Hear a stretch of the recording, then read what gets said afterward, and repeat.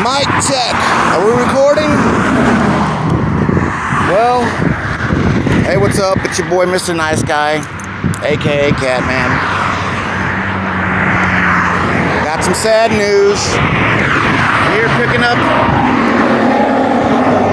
another one of my friends.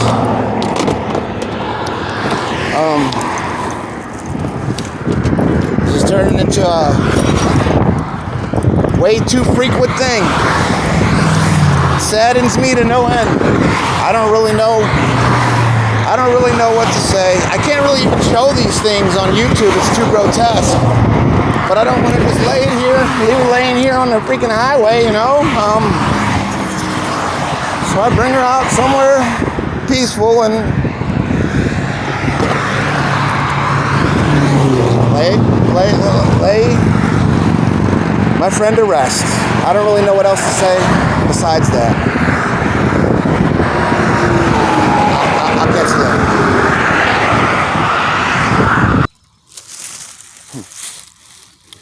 later. Yeah, I'm sorry about starting the video off in such a vicious manner. But since I lack editing skills, that pause button does wonder. Anyway, what was the purpose of that video? I've seen that site many times, recorded it many times, but I don't know how appropriate it is. So there, you just caught a little glimpse of it. I don't know, give me 1 second here. There you go, hold on. There you go. That, ladies and gentlemen, is Bulldogger. Anyway, how's it going? Sorry, didn't introduce myself. It's Mr. Nice Guy, otherwise known as Catman. You guys get it by now. Anyway, what is today? Today is the day that I launch the Bebop. What are you saying? What are you talking about? The work, which becomes a new genre itself, will be called Cowboy Bebop. So, yeah, go ahead and wrap your head around that, and that's my mission statement. Just down here at the little hidey hole. It's been a horrible, scattered rain. And I'm just here to give my mission statement. You know, I'm tired of running and cowering and being scared of police and people that yell mean things at me. What is my mission statement? What is my goal to do? You know, I don't want to go off on too much of a religious rant right now, or a political one neither. Let me just tell you this, as I've told you before, I am a Christian. However, I am not going to come in an oppressive manner trying to press or oppress anybody for their spiritual beliefs. Also, whether you're a conservative or whether you're a liberal, I'm going to say things that you disagree with. That's just what's going to happen. I'm going to speak the truth. If the truth makes you mad, well, a statement that I learned from my dear old mother, God rest her soul, I believe she got it from Bob Marley, who was kind of like, I don't know, the closest thing I had to a father. You know, that's what I had blaring out the speakers as I grew up without my father, who was murdered. But that's another topic for another time. The truth is often an offense.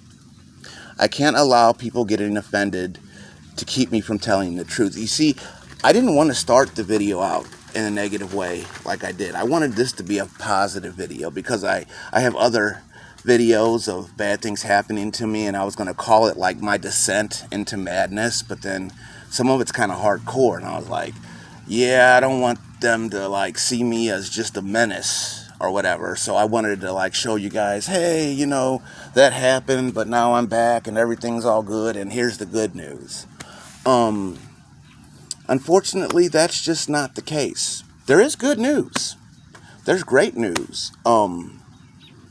See, I want to say something sometimes. I'm going to say my people. Our people. Who's that? People I call Mr. Bulldoggers here people, but you know what I mean. Us that have no one looking out for us that have nothing, us that are out here suffering, and no one cares. You know, I am trying to speak and be a voice for that. Um, I am trying to save the First Amendment as we know it. I believe that the cornerstone to any free civilization, honestly, my belief is the cornerstone is a healthy real fear of a real living God. But like I said, I'm not trying to get off into religion. And we did agree to a separation of church and state, an agreement that I agree with because most of these churches are lukewarm at best, corrupt at worst. So which church you going to pick? You know, so we agreed to a separation of church and state, and we have this thing called a Bill of Rights. And number one on that Bill of Rights is the First Amendment. The ability to peaceably assemble and the freedom of speech, religion, etc., etc. As you guys all know, I've been fighting the police for almost a decade now. I've been chronically homeless for over a decade. And the police come and try to thwart my First Amendment rights. I took them to court. I sued them. I won. You know? And still, they ticket, harass, and arrest me.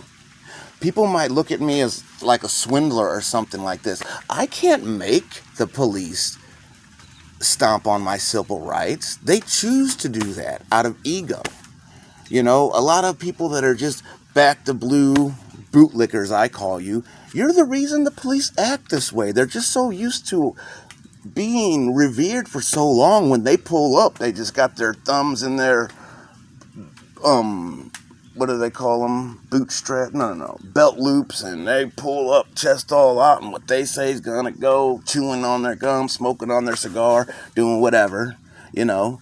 And you will respect my authority. I gotta watch my time on videos or whatever. And here's the bottom line. No. You know, I'm not sitting here trying to save you, pull up on somebody being assaulted or something bad happened to them, someone committing a crime. Then yes, you need to get out and handle it. That's what police are for. But when you come and arrest me for exercising my free speech, you are now committing a crime. And let me tell you guys, without going into full on this lecture on the art of encroachment, Jordan Peterson does a real good job of it on Joe Rogan. Like I said, see, liberals, I'm going to say things that make you angry. Conservatives, I'm going to say things that make you angry. I'm coming straight down the middle for the truth here now. I don't want to join in on the bickering back and forth, because that way half the nation wins and half the nation loses. And that's the way it goes, flip-flop. If the red wins, the blue loses. If the blue wins, the red loses. Either way, we have half of a country that is lost. Right? The way I look at it, it's the entire country, but I'm not trying to get too much off into politics, except for the fact that I am actively having my freedom of speech stomped on, and my poor little baby's here. As you can see, you only see Bulldogger here. You know, I'll post the whole rigmarole of what went on. But, you know, we all want to save the world. That's not true. Everyone wants to rule the world. But a lot of us think we want to save the world, or at least contribute good things to it. And for a long time there, I sat out on the corner and begged strictly for survival. My wife was sick, on hospice. We're homeless, we're desperate. And I stood outside on the highway and I begged, and I was ticketed and arrested a bunch. Now I'm trying to, this cause, some people might say it's stupid. I say to you, imagine you're someone's pet or one of these domesticated animals, and you're just dropped out here on the street, freezing cold winter or steaming, burning hot summer, and nowhere to go. No water, no food, and no knowledge of where to even begin to go get it. All you know is they want you out of the way and out of sight. If you could please just go over there and die quietly. You're screaming. Your screams of pain are disturbing me watching the news in here, you know. Um, Unfortunately for them, they don't have the freedom of speech, but I do. So I'm going to scream it till my lungs are sore. Help. Help us. You know, you guys might think, well, they got the Humane Society, they got the whatever. I'm going to tell you this without trying to talk too much about any one of those organizations, because I do like those organizations. I do know that PETA is just kind of like a slaughterhouse factory for euthanizing animals. I'm sure they got their own cremation thing. I don't know. It's hard for us. And after them, it's going to come us, or people that are homeless and unhoused. People don't like them. You know it. You guys run by, you yell mean things at them, call the police on them, have the police arrest them. The police come and actively arrest them. What were they doing? Standing on the corner, asking nicely. Last time I checked, that wasn't a crime. Oh, but wait. We don't like you, so it is a crime. Took it all the way to court. Federal Judge Stephen Limbaugh. He was Rush Limbaugh's cousin, believe it or not. You know, I wasn't the biggest Rush Limbaugh fan, but I like his cousin, okay? No, I'm just playing. But anyway, he is Missouri federal court judge, whatever, if I'm saying this wrong, whatever, ruled in my favor, yet still they come and harass me. And all I'm doing is speaking up for the least of us right now, you know. And you guys need to know that once they take my First Amendment rights, they'll be able to take yours. I'm going to shoot off and speak to the conservatives a little second. I know you guys are all up in arms about the Second Amendment. And you're kind of up in arms about how a lot of people that share your values are being deplatformed on YouTube and Twitter and whatnot. But here in real life, in the real world, where my real feet touch the real ground, and police come up and put my real hands behind my back and handcuff me and take me and arrest me just for speaking my mind, you clap and cheer. Because everyone hates bums and junkies and street people. We're the only people that it's still okay to hate, you know. You can't say the N-word anymore. You can't say the F-word anymore. You can't hate those people. That's politically incorrect. But be in a community somewhere and say, oh, that junkie scum, or oh, that bum, or this or that. Not only will people not get offended, they'll probably join in and bump elbows with you and start talking about us or them or whatever, you know. But here's the thing. Once they know that they can circumnavigate my First Amendment rights with a little illegal ordinance, it's a matter of time until they do it to you. Let's take the Second Amendment as an example. It might confuse or shock you to realize that some of the first gun control laws were posted by the NRA themselves. They were doing it against the Black Panthers. They didn't want them to be able to. Or even Martin Luther King was denied a gun permit when his house was firebombed. You know, they didn't want undesirables, at that time blacks, to have the right to own guns. So they put these laws into effect with the assumption that we're only going to use these laws on those undesirables. They'll never affect us. You know what I mean? And here we are, say about 40, 50 something years later, and now you guys are up in arms. They're coming to take our guns, pry it from my cold dead hands. This and that. Yeah, but it was your grandparents that favored signing that law. I told you guys I wasn't going to get too religious, and I'm no biblical scholar. I can't quote it verbatim, but I forget exactly what it said. It said, for those of you that are scorned by the populace, rejoice, for those are the same people that, I don't know, praised the false prophet.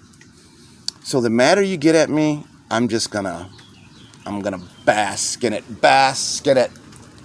I am fearful, however, because Like I told you guys, I'm like a social pariah.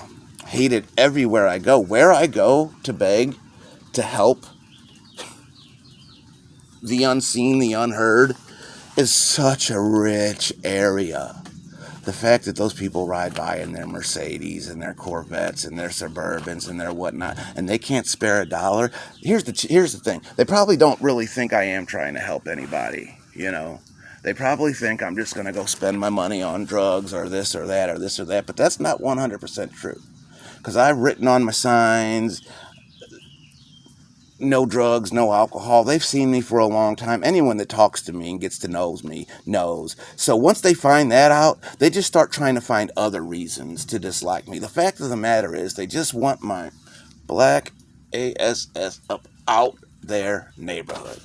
They're going to say it has nothing to do with the color of your skin. I beg to differ. There was a very bigoted comment in my last lawsuit, somebody saying, I forget exactly what he said. It was something he said, that Mexican or black or whatever he is, he's a beggar, you know.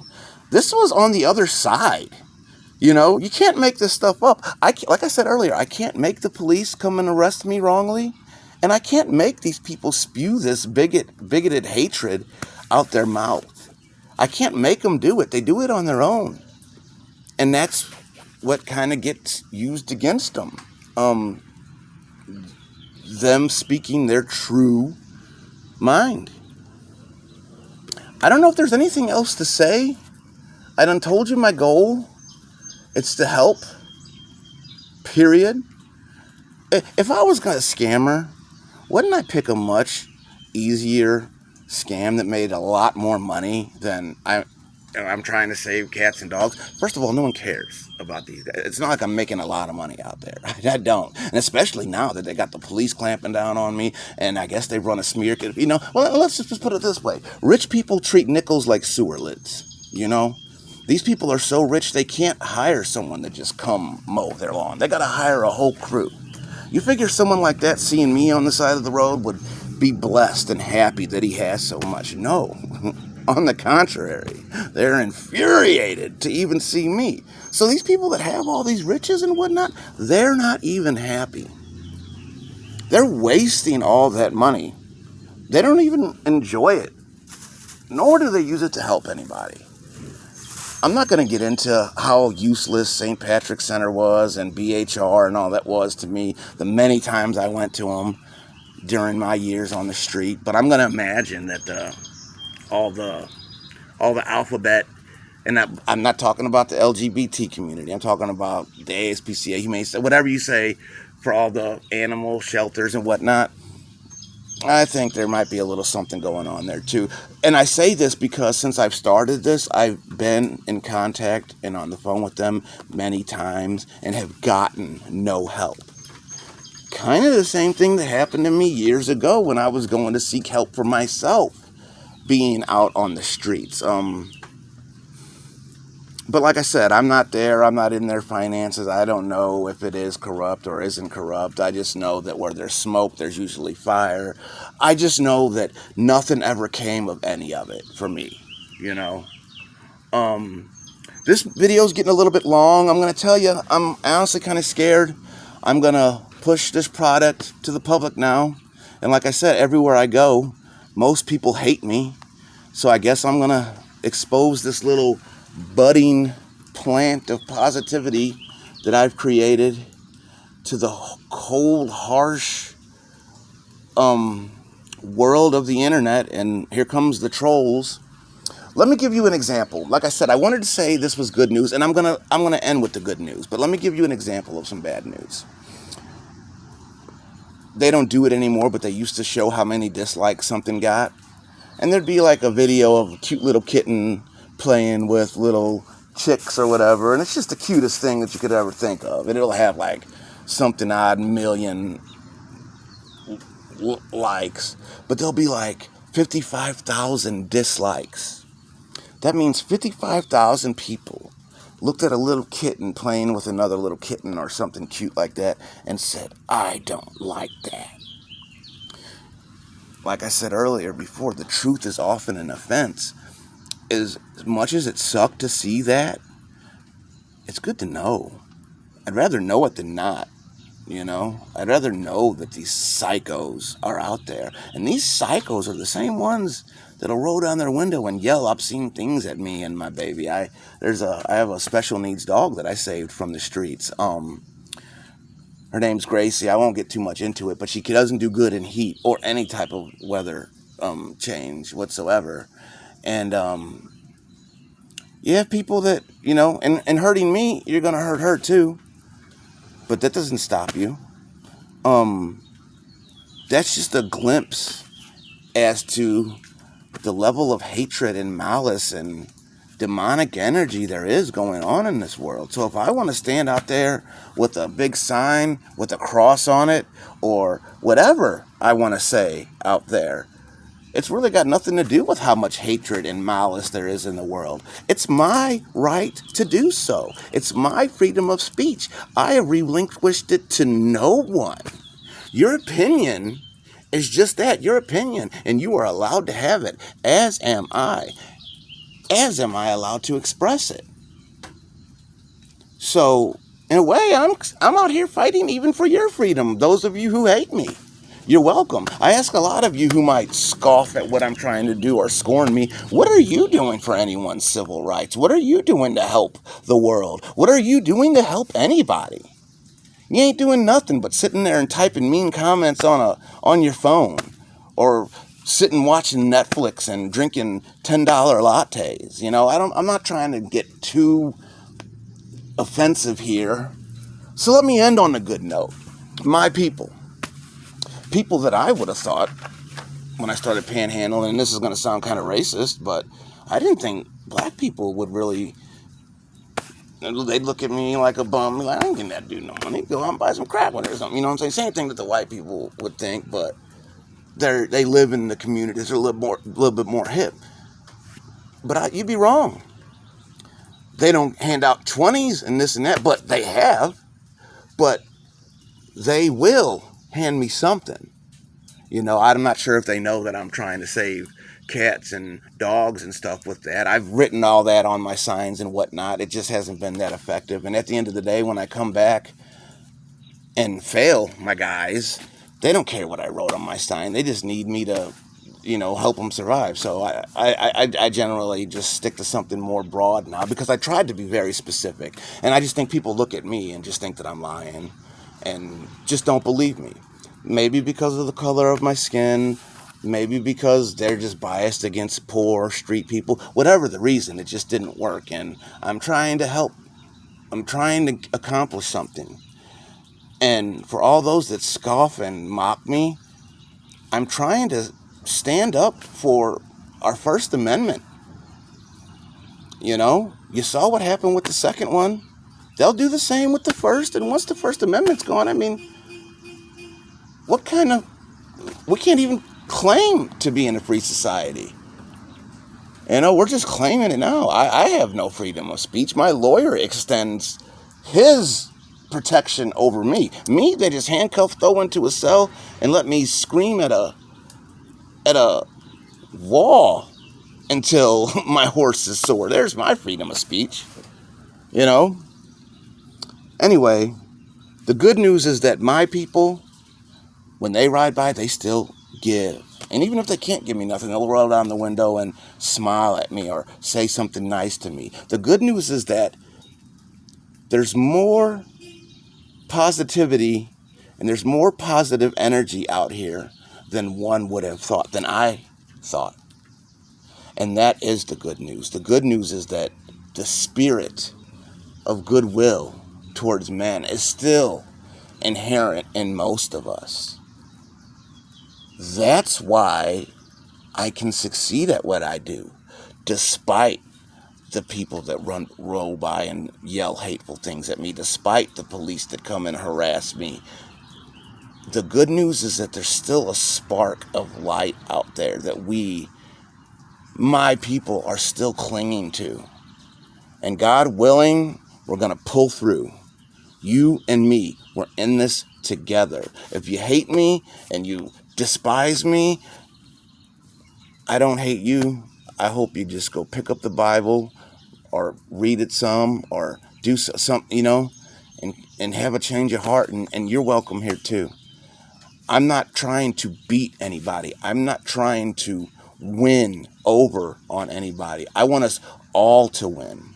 Apparently, we're so intellectual. We have all this knowledge and technology. How is it that we can't learn how to just get along and coexist on a planet? See, I'm starting to say things that sound cliche, and they shouldn't. It shouldn't be cliche to say these things. These should be on the tips of everyone's tongue. You know what it is? It is on the tips of everyone's tongue. But for some reason, that's where it ends. You know, I sit in front of churches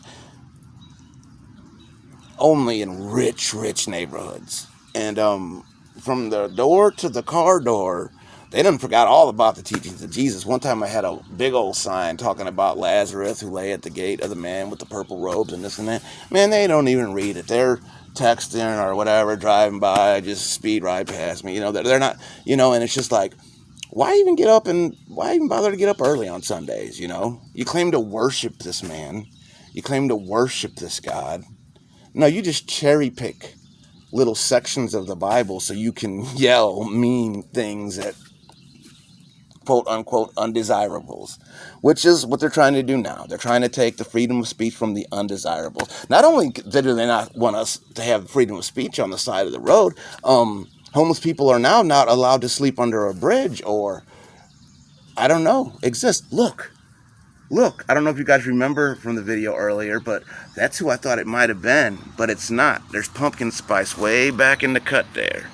I don't know if you can see her back there. That's another thing.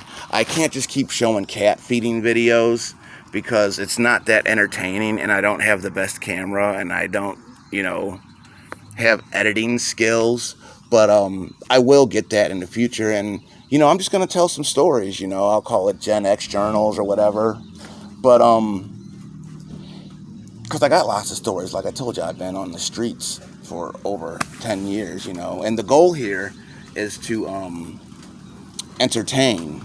If I had any technological skill at all, I'd set up some type of, what do they call it, PayPal, or here you go, pumpkin spice. A PayPal or something like that. There's pumpkin spice. But I don't. But you know what? That's something I need to learn, huh? Yeah. And let's grow, you know. Let's grow. I hope the launch of the Bebop is a success. It's up there in orbit right now. I'm out of fuel, can't go anywhere, but I can broadcast the signal out on this dread computer machine that I see nothing but malice and violence as entertainment on. But you know what? If you type in looking for good things, you can still find good things on it. So it's really up to you what you watch. I know eventually the feed gets what you want and they just start feeding you what it thinks you will like. But stop for a minute and actually search something out. And your search engine could also possibly tell a lot about you. Trust me, it's telling the FBI, but I don't want to seem like one of those tinfoil hat guys, even though it's not that far-fetched. We will talk all about that thing. I didn't want to get into religion or politics and stuff like that this isn't my first video, but I consider this is me coming out to the public. It's your boy, Mr. Nice Guy. How about this? When you're done with this, just go Google cops yelling gun when there is none. You know, they're tyrants because we've turned them into tyrants. And something needs to be done about that, man.